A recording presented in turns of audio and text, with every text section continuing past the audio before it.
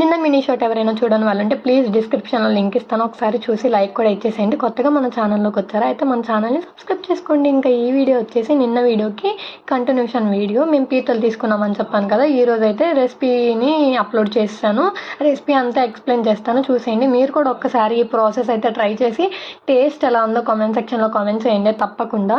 ఇంకా oil heat అయిన తర్వాత మంచిగా కట్ చేసుకున్న ఆనియన్ పీసెస్, చిల్లీస్, కరివేపాకు వేసి ఫ్రై చేసుకోవాలి.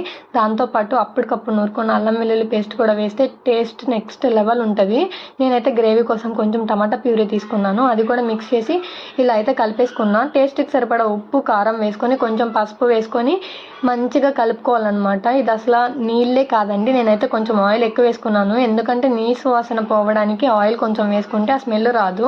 ఇంక ఇలా నీట్గా క్లీన్ చేసుకున్న పీతలను కూడా అందులో యాడ్ చేస్తాను అనమాట. ఇంకా అలా యాడ్ చేసి కొంచెం మిక్స్ చేసేసి మూత అయితే పెట్టేశాను. అలాగ కొంచెం ఎగిరిన తర్వాత మీరు ఇంట్లో ఏమేమి మసాలాస్ యూస్ చేస్తారో అవన్నీ వేసుకోవచ్చు. అంటే ధనియాల పొడి, గరం మసాలా అవన్నీ ఉంటాయి కదా, నేనైతే ఓన్లీ గరం మసాలానే వేస్తున్నాను.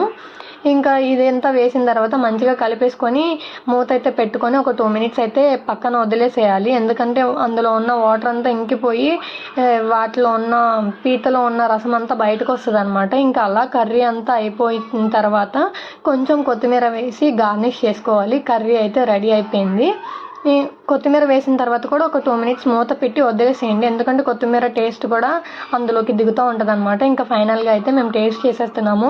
టేస్ట్ అయితే నెక్స్ట్ లెవెల్ అండి. ఖచ్చితంగా తప్పకుండా అందరూ ఒకసారి ఈ రెసిపీని అయితే ట్రై చేసి ఎలా ఉందో ప్లీజ్ కామెంట్ సెక్షన్లో కామెంట్ చేయండి. వీడియో నచ్చితే like, share, comment and subscribe.